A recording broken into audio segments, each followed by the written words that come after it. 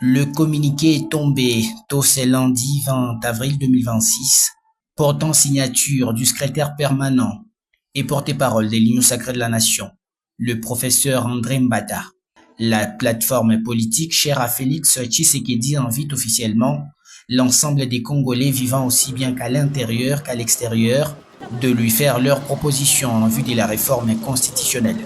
L'annonce a fait réagir, surtout dans le camp de l'opposition. Ce communiqué est révélateur de manque de considération envers le peuple congolais, dans la mesure où un débat sur le changement de la Constitution pour les uns et pour les autres, révision de la Constitution a été lancée sans soubassement.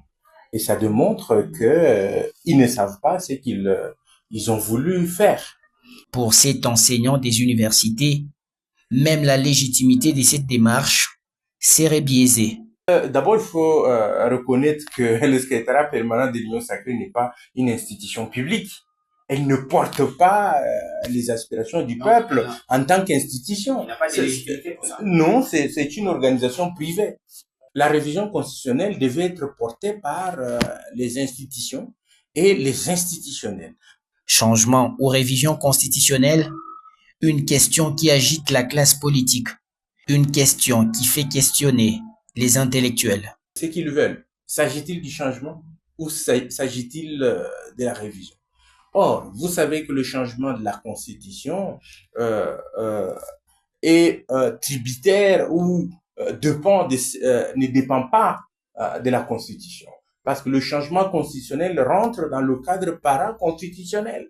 Et vous savez qu'il faut qu'il y ait dans l'histoire du monde des événements qui conduisent au changement d'une constitution afin de proclamer ou d'inaugurer la 4e République. Et là, il y a une question que l'on tente de contourner, c'est celle de savoir quel sera le sort du président de la République qui tire sa légitimité de la Constitution actuelle. Poursuivant, le professeur Sylvain Kantolomba se veut un éveilleur. Il faut plutôt demander à la population de rester en alerte et de ne pas se laisser manipuler. Je crois que le problème congolais est connu. La malgouvernance, les antivaleurs, les contre-modèles qui minent notre société. C'est à ce niveau-là que les politiques sont attendus pour que nous puissions transformer notre société et avancer.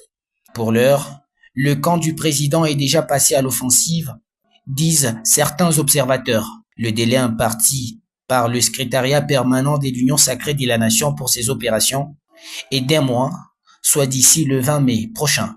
Notons que même la diaspora y est concernée.